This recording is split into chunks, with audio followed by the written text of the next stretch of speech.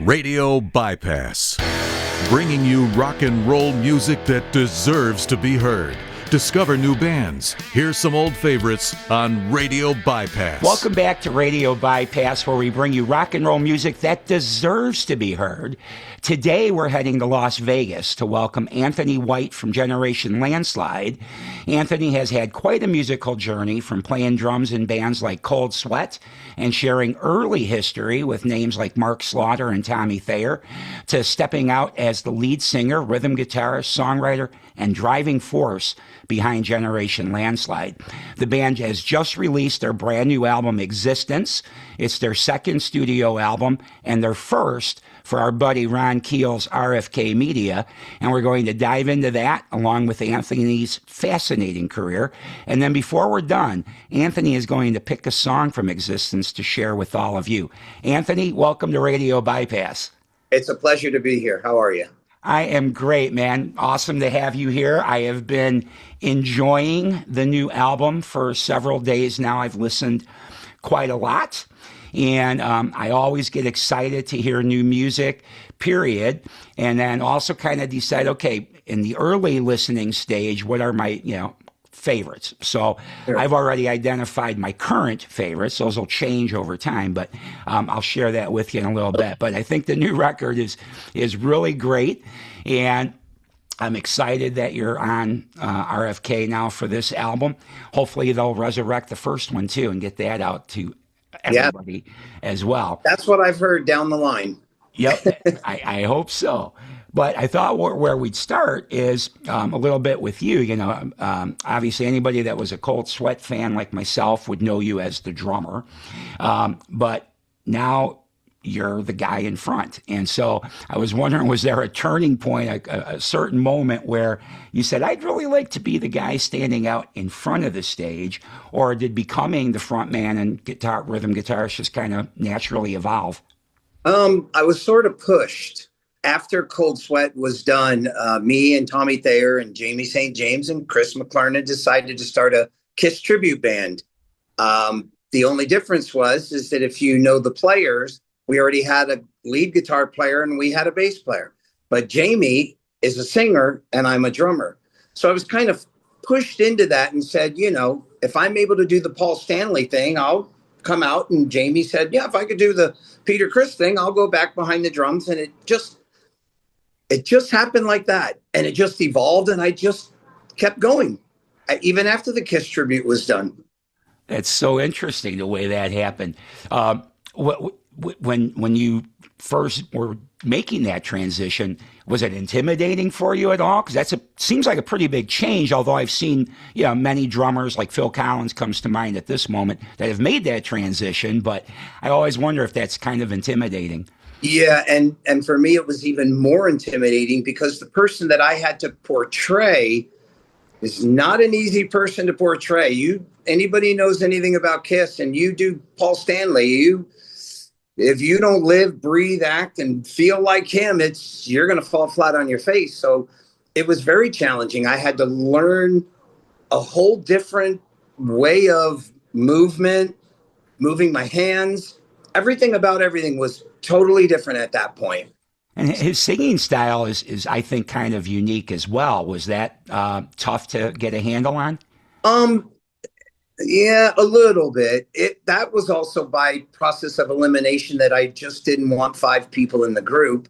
I wanted it to stay a 4-piece group and have 2 guitar players, a bass player, and drummer. And I looked at everybody else and they said, well, we don't want to sing. And I said, well, okay, I guess I'll sing, because I sort of sang in the Kiss, the tribute thing. And I have some of the Paul Stanley that rubs off on me. I've always been a big Paul Stanley guy since I was a teenager. So it kind of goes down that road a little bit. Yeah. Interesting. So being a drummer and now being the front man, has that had any impact on how you're leading Generation Landslide today? A little bit. Yeah, a little bit. Not much, but I let everybody have their own say and their own, way they want to do things and stuff like that. But you have to have some kind of a cohesive idea and a front person. In Cold Sweat, I had my say or my ideas, but everybody knows for the most part it was Mark Ferrari's band. Right. He started it, he got everything going. It was, his baby. So we all kind of went along with that. And I thought, okay, well, I'll take a little page out of that. Now that I'm not the drummer, I'm the guy in front. So I'm thinking, well, how do we appeal to people? What kind of songs do I want? Da da da. So I Sure. kind of went down that same thing, with him in mind. Gotcha. Well, the band's been around for quite a while, but if somebody's just learning of Generation Landslide now, I thought maybe you could tell us a little bit about the beginnings of the band, and at what point did you realize this band has something special? The origins of the band, believe it or not, go all the way back to about 2000, maybe 2001. It was originally a cover band in Phoenix, Arizona. And the funny thing about it is, of the 4 people that were in it at that time, the bass player, John Swanson, is actually still in the band with me. Wow, nice. I go way, way back. And it was a cover band. And, after so long, you let it go for a little bit. And then it just kind of resurrected when 2020 came. I had songs that were just sitting around, and I would present them to some people that I knew, and they said, "Oh, you should put this out." And I thought, well, okay, if I put this out, that's cool. And then one thing led to another, and the next thing you know, 2020, I'm thinking I had to put a band together. And I thought, oh, who am I going to get to do that, and what am I going to call it? Right. Sure enough, there's Generation Landslide. I've always loved the name. We created it 20 years before that. Now, I have to ask, since you named it Generation Landslide and you said its origins were as a cover band, was it covering a lot of Alice Cooper material, since that's an Alice Cooper song? It was not. We knew where we got the name from, but that kind of music, we didn't want to be an old classic rock kind of cover band, because you kind of couldn't, way in like 2000, 2001 and stuff like that. Cover bands, they're everywhere now, like oversaturated with the tribute bands. But back then there was just so many of them here and there. And we thought, well, we had better play different kinds of music, a little more modern, 90s stuff, 80s stuff, and 70s stuff. So there were a couple of Alice Cooper songs in there, but it wasn't necessarily an Alice Cooper cover band or anything. And wasn't named that because you were aiming for Correct. Yeah. We named it because I love old Alice Cooper. I love old Kiss. I love old Thin. I love all of that. So I knew that I was going to keep a name something like that, Right. And it kind of plays in good with being from Cold Sweat, too, because Cold Sweat, I always think Thin Lizzy, right? So, right. So it's kind of fitting. And I think for me, I think more than anybody else in the band, like when you listen to The Fifth, doesn't sound like Thin Lizzy. When you listen to anything Mark Ferrari's done after Cold Sweat, doesn't sound like Thin Lizzy. Same with Chris McClarnon or Eric Gammons. Anybody did anything. But when you listen to me and my stuff, there it is. That's always been my style. It's always been my thing. And I've always wanted to be in a band like that. So, well, you're this album here, the new one, at least, I haven't had a chance, because I only just learned about you recently myself with this new album. So I've gone back and I've only had a chance to give it one listen to the first record. But this new one, for me, at least, I'm picking up as I listen to it as a full entity, because I'm still, and I think you are too, kind of an album guy versus a singles guy. So listening to it as a full body of work or full piece, as I've listened to it several times, like I said, over the last few days, for me, it's got a little bit of the Sweet and T-Rex kind of vibe. So kind of a 70s vibe, but with sort of an 80s and kind of a modern sound, all kind of blended together. That's what I'm hearing. That you literally hit it right there. That's exactly the goal that I wanted from the very beginning of writing it to how it came out, the sound of it, the production, the vocals is sweet. There's songs on there. There's a song on there that is very reminiscent of a Doobie Brothers. There is. Very spiritual, China Grove type of thing. I specifically did that to give it a album oriented, fully rounded thing. So someone didn't say, oh, I've heard that Generation Landslide record and man, that just sounds like Motley Crue. That ain't, Right. Purposely did it so that people would listen and go, I think it sounds like the 70s. And then other people go, no, sounds more like the hair bands of the 80s. No, it sounds like more. I molded it that way. And it was not easy to do. I can imagine. But still keep the style and the freshness of it instead of just going, oh, well, this song sounds like this and this song sounds like that. And that's it. It wasn't easy to do. It was tough. Well, you blended it well, my friend. You blended it well. And especially, I really like, too, as I kept listening, kept thinking Sweet and T-Rex. A lot of times when you hear bands that are bringing some of the elements in from the 70s, more times you hear maybe Cheap Trick, maybe Aerosmith, maybe a little Ted Nugent and the guitar work or something. Sure. And of course, I've heard, some T-Rex by itself and some Sweet by itself in other bands, but I don't think I've heard it quite the way it sounds in your band, where it's coming together. Right. So that's the mixture. I viewed it as every song was its own independent entity, and that's it. I didn't make a record that says when you listen to song 1 all the way to song 10, you go, okay, it's flavored like this, and it just kind of works its way through. I took each song, positioned them properly, and I took each vibe of where it would take somebody. If you sat and listened to it, you would go, oh, this sounds like it works perfect into this, and oh, this could be this, and then this could be that. And everything about it, it just came out that way because that's how I envisioned it. When you listen to Led Zeppelin 4, you put the first song on Led Zeppelin 4, and by the time you get to When the Levee Breaks at the end, you've heard 8 totally unique, different songs, but yet cohesive enough to go, yeah, that's Led Zeppelin. Right. Yeah. No, you definitely did that, man. No doubt about it. And I guess maybe this is a good time to tell you my current favorite songs from the record, which is so far the title track, I think is probably my number 1 at the moment. And then not too far behind for me is Live Life. I particularly love the groove of that song. Yeah. So a funny little story about Live Life is what people would never pick up on. And this is what we were just talking about.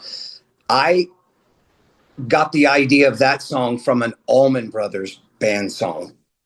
Now, if you think about it, you would sit and go, doesn't sound not even remotely close like an Allman Brothers band. But I captured what I heard in my head, and mostly what I heard in my head was the groove that they were doing. So I found something along that line. See, and that's what I've done with all of them. And the title track of the record, interesting you say that. That to me is one of those, I can't even think of the proper words now, but in the old days, they used to have on different records, like say, like Aerosmith Rocks. Okay, so you take Aerosmith Rocks and you have Back in the Saddle, Last Child, blah, blah, blah, blah, blah, blah. But then there's a song on there called Nobody's Fault, buried in the record. But when you listen to it, it's got this enormous. Yeah, it's got, that's what I did with that. I thought, if I create this song that is so higher up, what is it? Is it a rock song? Is it a heavy metal song? It's got so many different things in it. That's why I titled the album that, because it was so unique and so different that if anybody picks up on it, it's one of those kind of songs. Yeah. Well, and trust me, everybody, you'll hear this song on our Saturday music show eventually, unless this ends up being something that we pick out today. But when you hear this track, you'll understand what we're talking about. It's just killer. I just love that song. That for sure. And it's not often that the title track of a record, when there is a title track, ends up being my favorite, but early favorite. But in this case, that is right. And a lot of the times from the old school records, when they do title tracks, that's most of the time singles. Right. Ted Nugent Free for All. That's a single. Cat Scratch Reaver. That's a single. You know, a lot of the times people name albums and it's the first song on the record, or it's this, or it's the single, and you're going to da da da da da. I buried it. I Right. put so far in there and so deep that when you're going up and down through each of these songs, by the time you get to that eighth song, you're somewhere completely different. And then Yeah, absolutely. the last two songs that are back up to normal, you know, not so unique per se.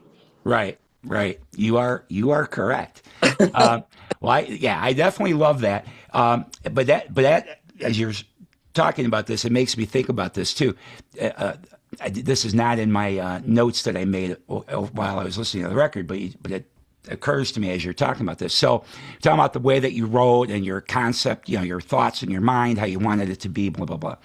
So it just kind of occurred to me that you being the front man and the rhythm guitarist and all that, you do have a band, but this is kind of your baby. So, from a recording standpoint, was this recorded with other musicians, or were you Todd Rundgren here and did the whole thing?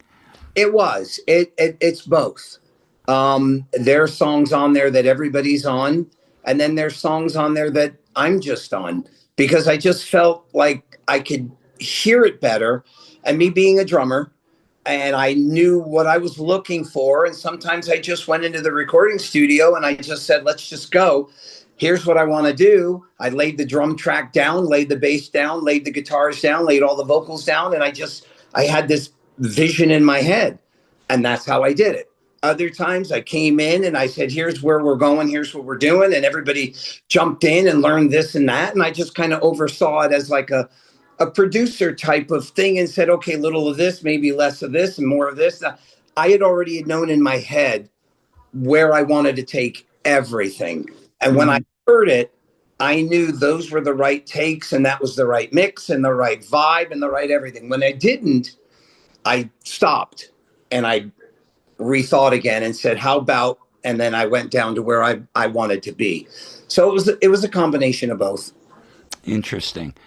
Okay. Well, and I did want to touch on the debut album, even though I haven't had a chance to listen to that a whole lot yet. But that was called Ruling the Street Scene. Correct. And so that was kind of the introduction for the band, current level of the band. And now with Existence, I'm just wondering for you, somebody that knows both and was the creator of both, would you say that, you know, with the new record, you hear like major growth maybe in the songwriting or the performances or the production or maybe just the confidence of the band? Do you hear anything different, you know, 4 years later or whatever? Absolutely. All of the above. I thought the first record, it has really good stuff on it, but in my mind or in my eyes, I felt that it was different. I wanted it to be different. So there's an acoustic song on there. There's another song on there that has got this acoustic-ish with a band, but it's got all of these vocals like this Beatles type of thing. So I was going all over the place trying to decide and figure out really what I wanted to do on that. Mm-hmm. This one, I knew straight from the beginning. I knew I needed a concert opener. I knew I needed a sing-along. I knew I needed an ending song of the night. I knew I needed blah, blah, blah, blah. Everything that I thought I wanted and needed, I did. Then the growth of the band, the songwriting, I learned a lot of what to do and what not to do, or what I liked and what I didn't like. Sure. So yeah, it's a big change, big difference. All right. I thought so because just like I say, my quick listen of the first one, I do, to me, it sounds much different, the new record, to my right. And it's not a fair comparison though, because I haven't lived with that first one as much. But right, and there's good stuff on there. I mean, I'll stand by, you know, the stuff that's on it. Some of it is just, I can't explain the difference between that record and this record. It was a different time, you know. My head was in a different space, and the things where I thought I wanted to go, I thought I created that. Mm-hmm. I was right off the top. I just said, nope, I'm not going to this and this. I'm going to this, and I'm going to find a way to achieve it somehow, some way. Gotcha. Well, I think that kind of answers my other question I had noted here about the new record versus the first one, which is, do you think the new one better represents who the band is today? And I'm getting that that would be yes. I do, absolutely. It's more rounded. It's just everything about it is just better on a better level to me. That's just to me. You know, Yeah. we've done 3 videos for the first record Mhm. and 3 songs. People love those songs. I love those songs, you know, but I see it and hear it differently than everybody else does because of me creating it and where my head was and now where Sure. my head is. So the Right. next one will even be different than that, you know, depending on how I feel. I might just say, I'm not going to this and this. I'm just going to do a full blast heavy record or a rock record where I don't, you know, Right. I won't know until I get there. Yeah, of course, of course. Which is a good transition to what I have here that I was going to ask you next was signing with Ron and RFK Media. Did that? But I think not from what you're saying. But I'm going to ask you the question anyway. Did that change anything for you creatively, or did it mainly just give the band maybe a bigger platform? Absolutely. It did give a bigger platform. It gave more excitement too. Um, Having Ron there and his staff and it gave a sense more to me of confidence that you know, hey, now I've got to hold up my end of the bargain. You know, Uh-huh. now I've got a label that really likes the band and is really going to go out and push the band and push the album and push everything. And I'm thinking, you know, I had better make sure I come in on my end and I don't want to give them, eh, this is okay stuff, you know, mediocre. So it made me in the back of my mind think, okay, is that good enough? Is that good enough? Is that where I want to go? So yeah, Right. it was way more exciting. Good, good. And then I thought that the title existence, we may have kind of answered this too, but I thought it was kind of a thought-provoking title in today's world, at least to me it was. So I wondered for you, what does the title represent to you? And then I think we've already answered this too, but do you consider that there's any kind of an overall theme running through the record? But again, I think we've kind of covered this, but I'm Yeah, asking anyway. there is an overall theme on it. And to answer the other question, I picked Existence because I feel when you listen to the first single, that's why we put Running Out of Time as the first single, because it ties into the band, ties into the cover, ties into the state of where the world is at, you know? And I'm Hmm. not a political guy and I'm not a religious guy and I'm not any of those. That's not, you know, that's not why I do it. But I do human awareness, you know, and I'm big about that, you know. And I thought the hourglass, the whole thing they came up with was brilliant because that's all anybody is existing. That's Yeah. it. And wherever you take it is up to you. If you succeed and you make it great, your existence is wow. If you choose not to, there's where your existence is. So you can either be at the top of the hourglass or you could be at the bottom of the hourglass. But if the world doesn't start coming together, this is where it could end up. Maybe not Right. for a lifetime, but you know, so I consciously had that whole thing in my head. So I just ran with it and I started positioning songs, you know, with the titles and all the different things that, you With know, that in mind.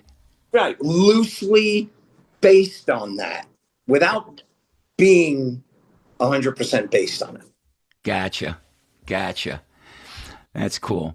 And Yeah. then we talked a little bit about this already, but in just as we're talking about the modern world here, though, we talked about that you and I both acknowledge that we love albums. And I think I had read even that you had a desire or something about albums, or I think I had read, I don't remember the exact thing I had read, but so many of us, grew up listening to music that way. But today, of course, you hear all the time, it's a singles world now. It's not worth doing an album, da, da, da, da. But in your mind, why is it still important to you in today's streaming world to Because I have an feel album? you don't get the full picture. So I could have probably done the same thing. And I could have, off the top of my head, I could have taken Are You Ready, Dirty Little Blonde, and Running Out of Time.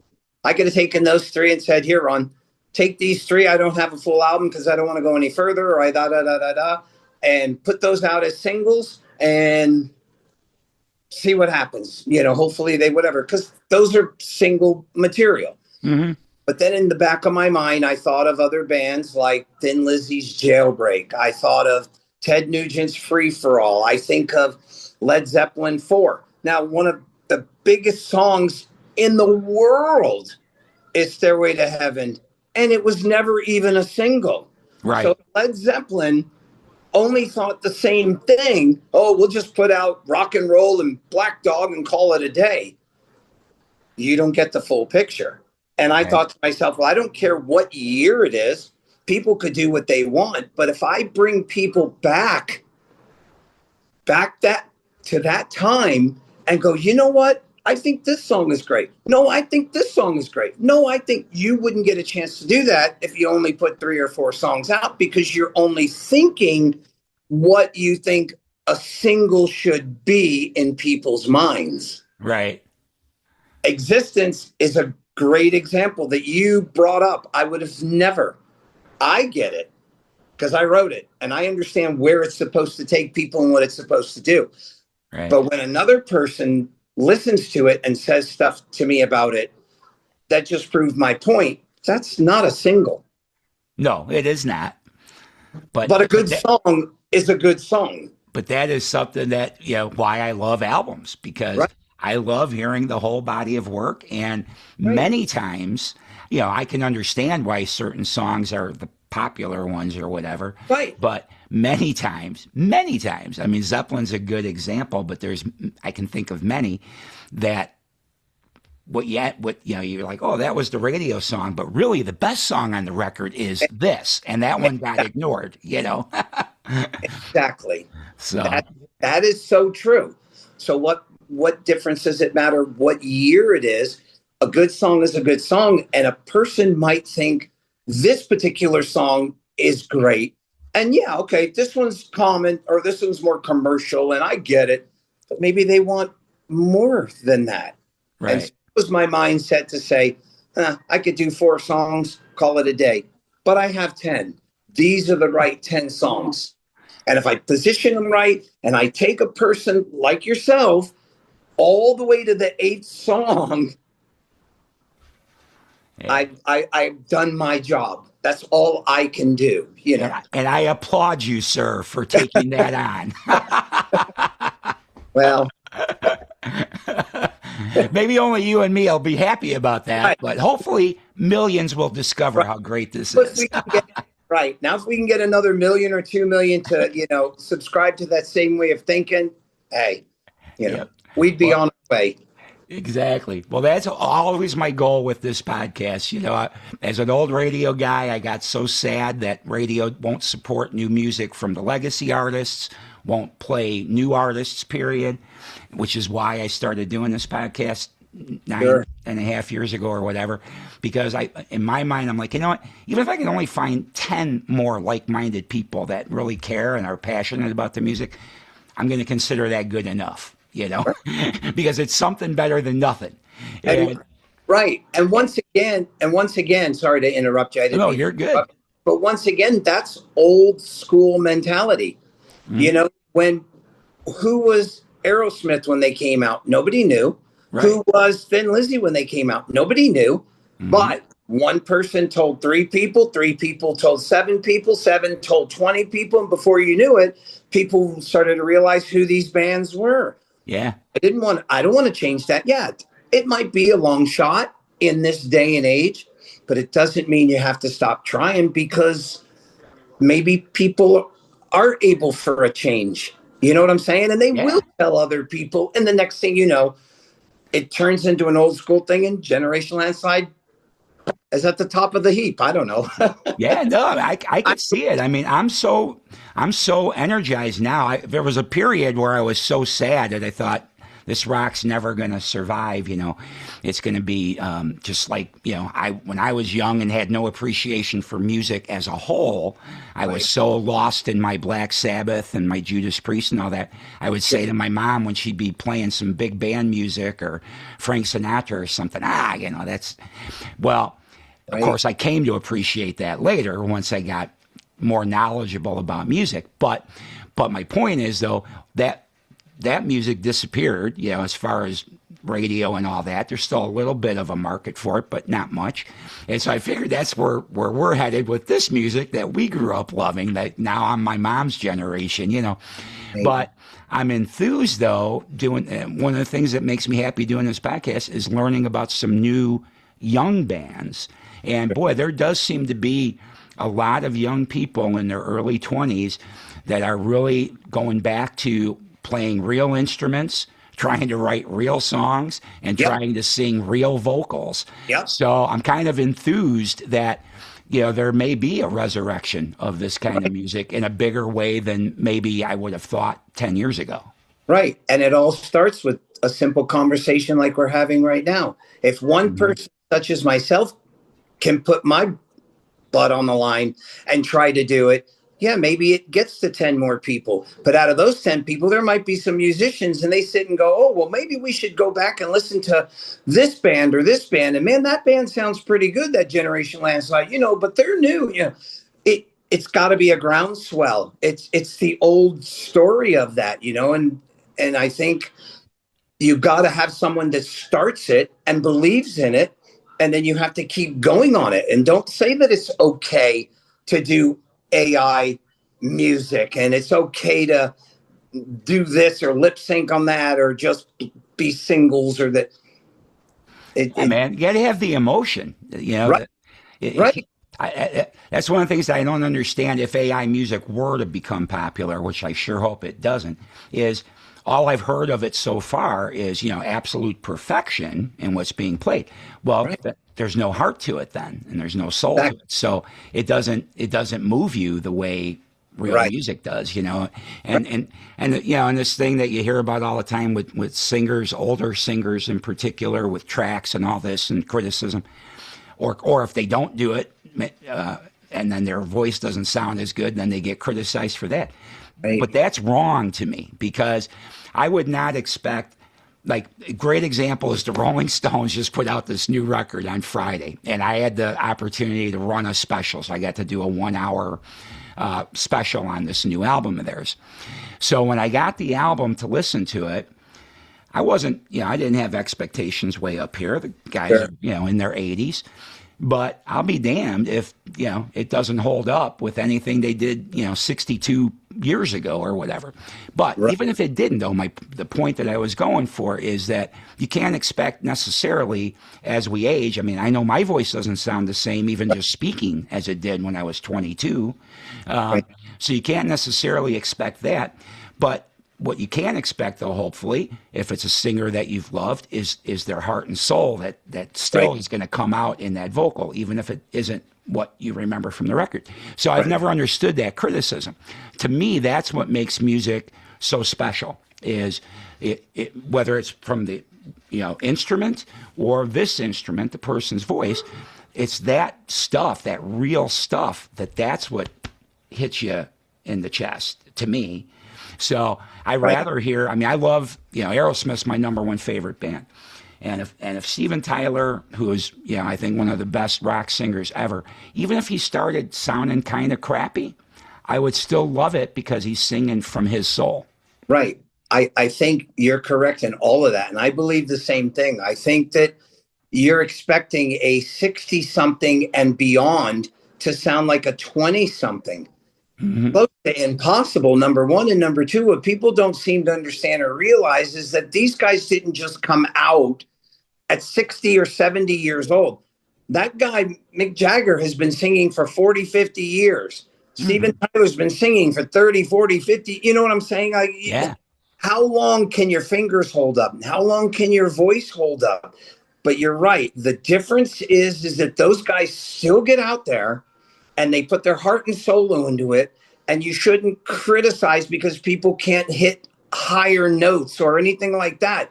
Exactly. You're seeing someone that's an iconic person your whole life, and now all of a sudden you're going to criticize them because they struggle to hit notes and stuff. I mean, come on. I mean, that's not fair, you know.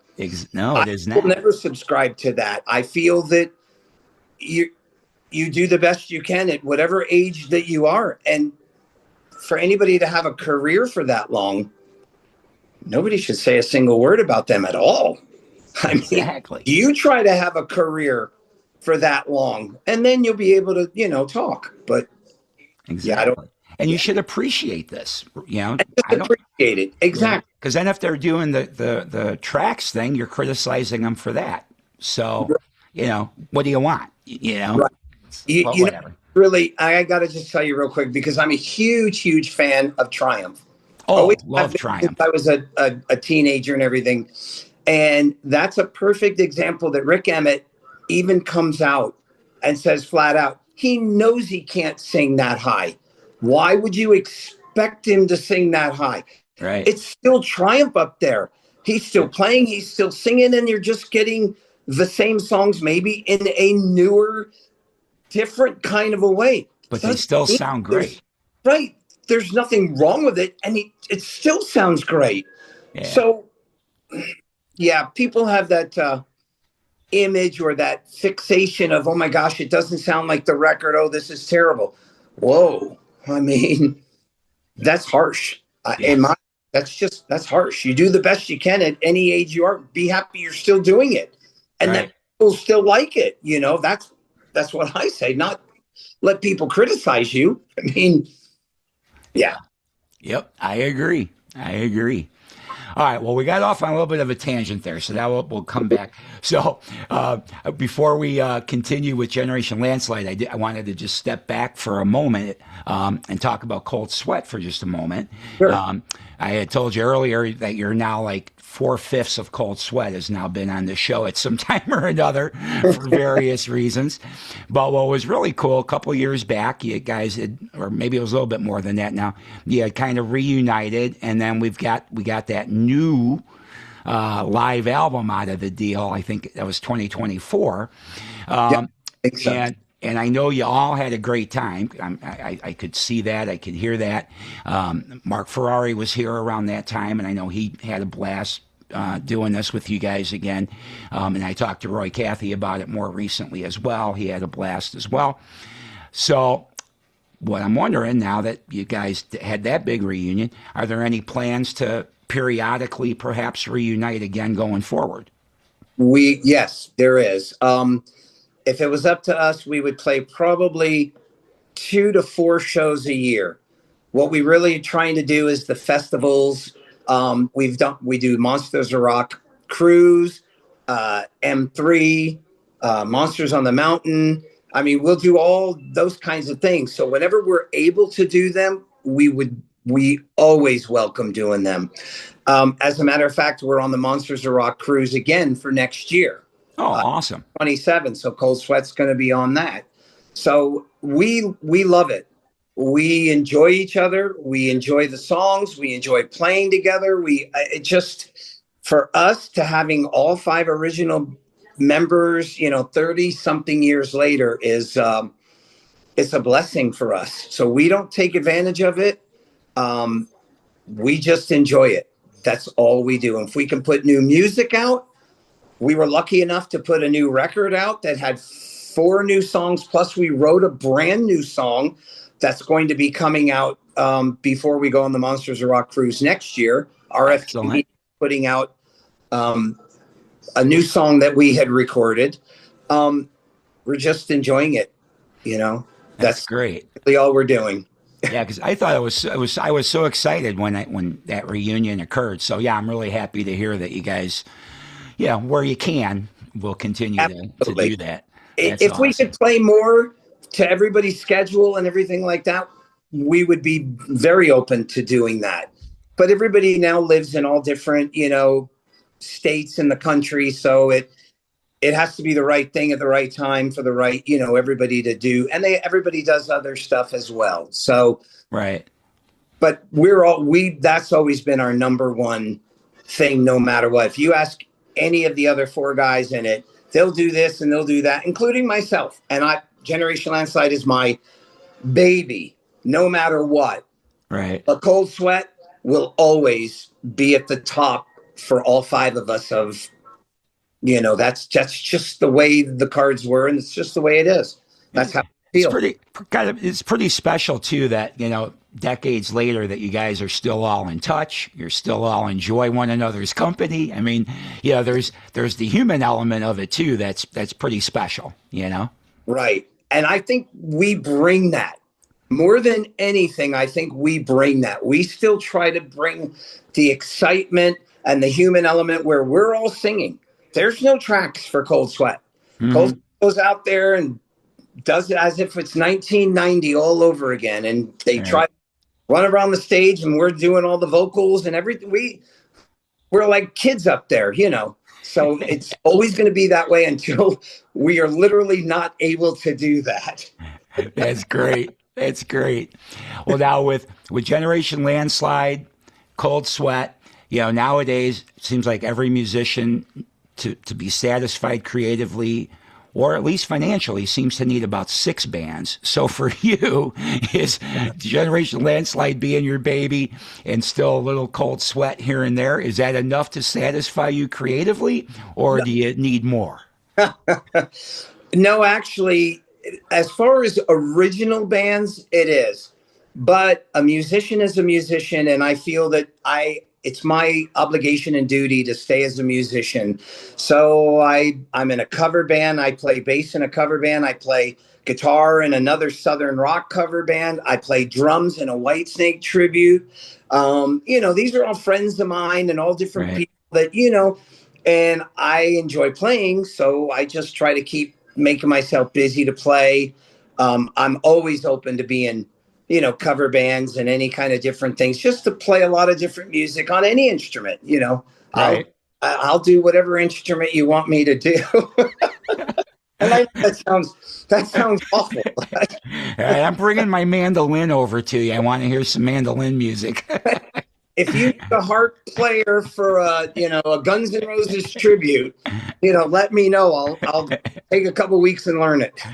Well, and I'm glad you mentioned the drums. That answers one of my questions, is if you're still playing the drums at all, because every drummer that I've known that has gone and done something else, whether it become the front man or guitar, they always tell me that, man, if I don't touch the drums, even if it's just for me, pretty regularly, the way your body has to move and the way your brain has to think, right? I'll play like shit if I don't keep up with it. And so I wondered if you felt the same way.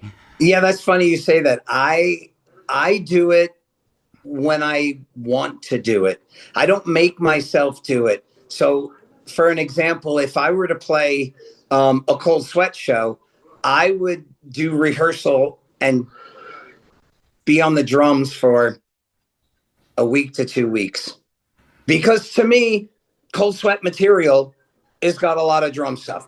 If I'm in a cover band where I'm playing, whether it's AC/DC or Def Leppard or whatever and stuff, not very much. I might go over a few songs here and there just to get my hands and feet moving again. On the Whitesnake tribute that I'm in, absolutely. It'd be Tommy Aldridge there. Come on. Tommy Aldridge is my guy. And then if it's not him, it's Ainsley Dunbar. And if it's not Ainsley Dunbar, it's Cozy Powell. And then we do Burn, so it's Ian Pace. These 4 guys, no high bar there at all. They're right there. I've grown up my whole life with them, and I've followed all 4 of them. Yeah, they're awesome. When a friend of mine asked me to join, I was hesitant for a while, and then he showed me the songs, and I started going over them, started playing, and I said, oh my gosh, this is right in my wheelhouse again. Whether I'm a lot older or not, my mentality, I said, but in order to do it, I'm going to need about a week or 2 weeks to really get my hands and my feet and everything reconditioned again, because there's a lot of moving parts for that, to do Whitesnake. So it just depends on what instrument I'm doing and what it pertains to. Even bass. I don't consider myself a bass player, but a friend of mine, he plays maybe once, twice or so a month. and he'll shoot me these songs and say, oh, darn, I don't know that one. Okay. And I'll go over it and all this, the other. And once I know it and whatever, I just show up and play. And Nice. That's yeah, awesome. That's awesome. I'm weird that way. I'm different. I love that. I love that. And then one other thing is, I know we've been talking quite a while. One other thing I wanted to ask you from the past before we get back to the present. I did not know you had anything, had ever had an experience playing with Mark Slaughter at all. And, you know, I love Mark, nice guy. He was here a few years ago.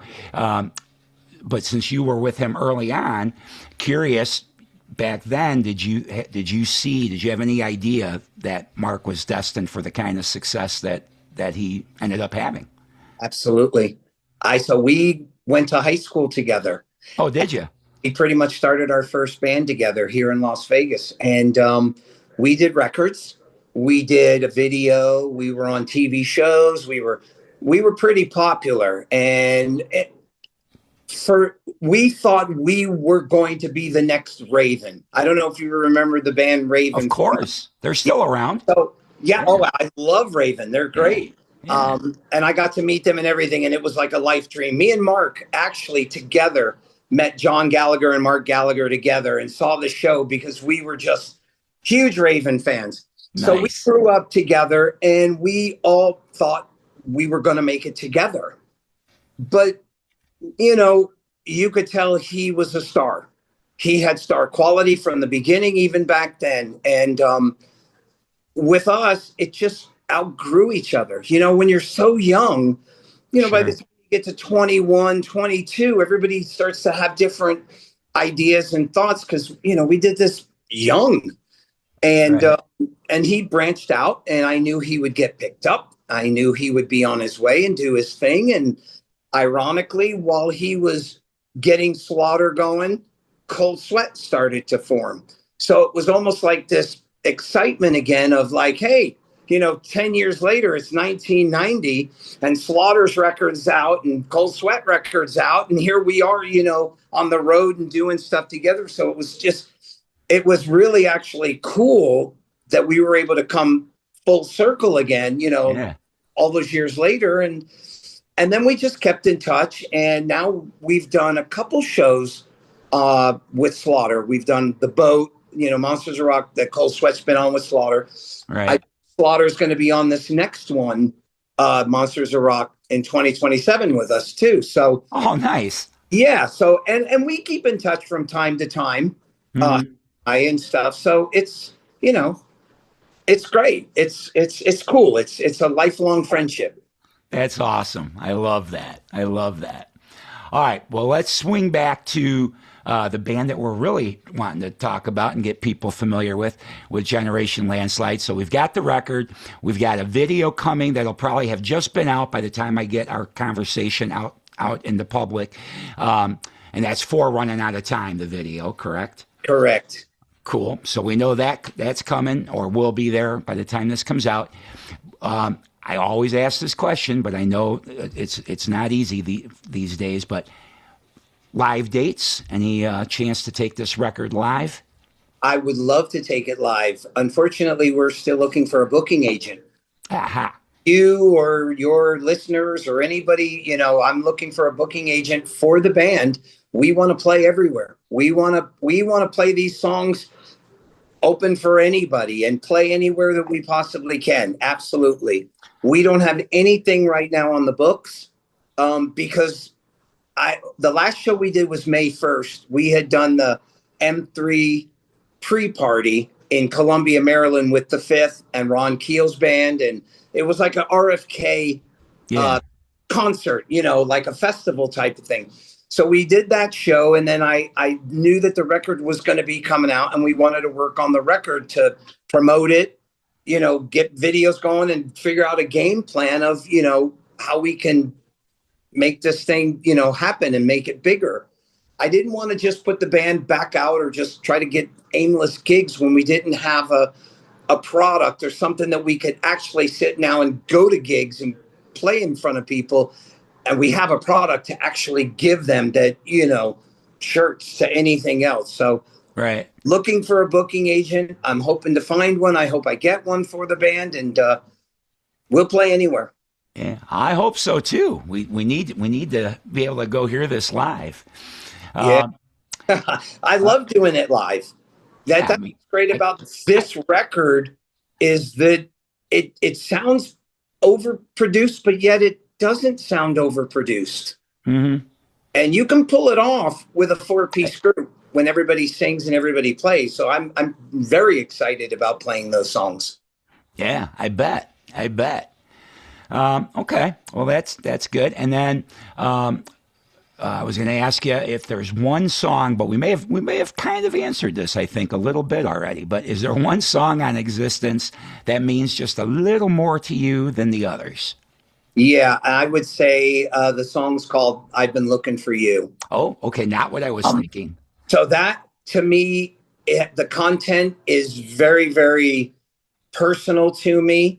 The song itself, it's like a sleeper kind of song. It's like Judas Priest. What's the Living After Midnight mixed with ZZ Top ish. You think there's synthesizer guitars or something just by the way it sounds, but it isn't.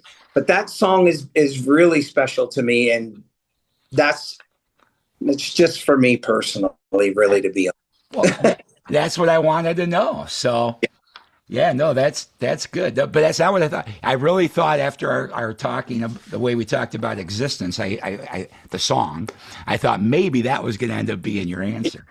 It is on different levels, but the other song, I've Been Looking for You, has just that little bit more personal to me that just takes it over the top for me. Yeah. Anybody else, they probably listen and go, okay, yeah, all right, cool song, but it, does nothing. But for me, it's always one that I knew I wanted to write, and I knew I wanted to put it on the record, and I knew where I wanted to put it on the record, and it just does its thing. Got it. Okay. I think I have a little bit antsy dogs here. My wife's out of town, so I have nobody to cover them while I do this. I think the animals going back and forth the whole time we've been talking. I know. They're usually so good, but when Mom's not here, and she hasn't been here for a few days, and she's not back till next week, they go a little bit nuts. And they have, I tell you, they have this amazing internal clock. Like, they know I'm in this room, usually till 4 or 5 o'clock every day. But boy, if it gets past 5 and Dad hasn't let them out yet, they're all over me, and that's what's happening right now. They're not letting you be. No, they are not letting me be. But that's okay. Dogs are cool. All right. So I guess that's probably a good place to end this, I guess, because one of the things we wanted to do is to have you pick out a song to include in this interview. So you may have answered it, but maybe not. Maybe you'll surprise me. What song should we play here, Anthony? I would. That's tough. That you're gonna put me on the spot. I would say From Dusk to Dawn. Really? Okay, you're surprising me again, man. Yeah, I wanna. That's my Tom Petty. Del Shannon. I do hear some Petty there. Yeah. I mean, that's my Running Down a Dream thing. That's a good driving song. So maybe your listeners might want to hear a driving song instead of, I don't know. No, that's cool. And then we'll start with the single, and which guys, when you guys see this, there'll be a new video out for this by then too. That song's Running Out of Time. That was our introduction to the Existence album, and video coming. And then we'll crank up Dusk to Dawn. And Anthony, all I could say is it's been a real pleasure getting to know you and learning more about your journey and that's got you to Existence. And congratulations to you and the band on the new album. I wanted to make sure I said that to you because I'm very excited for you and wishing you nothing but success with it. And I hope you come back here again sometime. Thank you so much. I really, really enjoyed our talk. Had a great time. Thank Same you. here, Anthony. All right, everybody. We've been talking to Anthony White. The band is Generation Landslide. Oh, we didn't ask. Do you have a website, social media? Where can people keep tabs on you? We do. So a lot of the stuff you can get through RFK Media. Yes. But our personal thing is Generation Landslide Band. You've got to put the band in it.com. So when you go to generationlandslideband.com, you'll see everything that we've got. You'll hear songs from the first record, songs from the second record. You'll see photos. You'll see interviews. And you'll see articles. And if there's tour dates, you'll see our past tour. We have everything on there. We're getting merchandise set up right now that we want to, get out there to people. And hopefully in the next, I think within this week, I should have that set up for it. So generationlandslideband.com.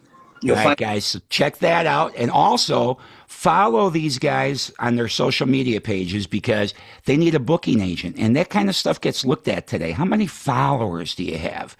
Right. To us, it shouldn't really mean anything, but it does. That's why I ask you to follow and like Radio Bypass as well. So please go give these guys a follow and get this record. Buy the physical. RFKmedia.com, baby. Get this record. Thank you so much. That was great push. Great. I love it. All right, guys, turn it up a little bit more, whether you're just listening or if you're watching this, stick around. I'll have some slides here and stuff. But whatever way you're listening, just don't stop listening and turn it up a little bit more because you're about to hear two killer rock and roll songs. Generation Landslide, definitely bringing rock and roll music that deserves to be heard. Thanks again, Anthony. Thank you so much. I really appreciate it.